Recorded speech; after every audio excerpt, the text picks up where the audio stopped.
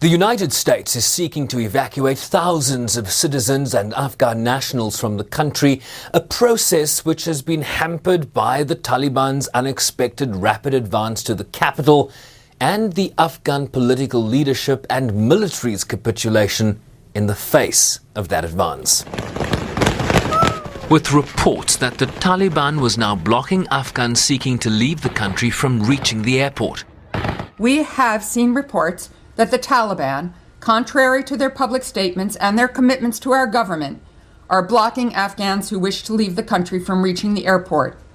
Our team in Doha and our military partners on the ground in Kabul are engaging directly with the Taliban to make clear that we expect them to allow all American citizens, all third country nationals, and all Afghans who wish to leave to do so safely and without harassment.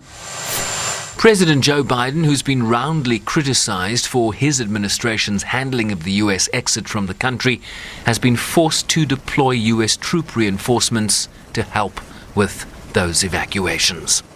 We all share a focus right now on making sure that our countrymen and women, that Afghans at risk in all categories, are able to leave the country, should they so choose. That is our mission. We are not focused on the after-action report, which we will all be doing. We will do one here at the State Department. Our government will do one. We will assess what happened, what didn't happen. The Senate Foreign Relations Committee expected to hold hearings next week into the failures of the U.S. withdrawal. But the country's top general again deflected at least part of the blame to their Afghan counterparts. The Afghan security forces had the capacity, and by that I mean they had the training, the size, the capability to defend their country. This comes down to an issue of will and leadership. And no, I did not, nor did anyone else, see a collapse of an army that size in 11 days. The United Nations also announcing the partial withdrawal of its international staff from the country, despite assurances from the Taliban that it could continue humanitarian operations in the country. In light of the security and other constraints in Kabul and other parts of the country at the moment, it was decided to move a part of the UN staff out of the country.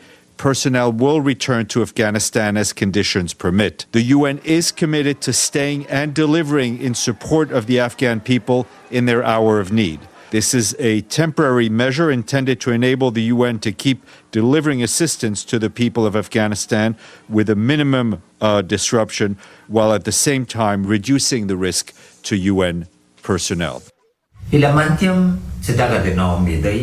Ousted Afghan leader Ashraf Ghani, speaking from the United Arab Emirates, said he fled Afghanistan to prevent bloodshed.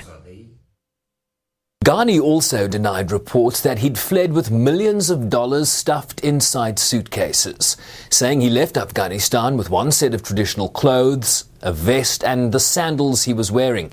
He argued that had he stayed, he would have been hanged, countless of his countrymen martyred, while Kabul would have faced destruction and ruin. SABC News, New York.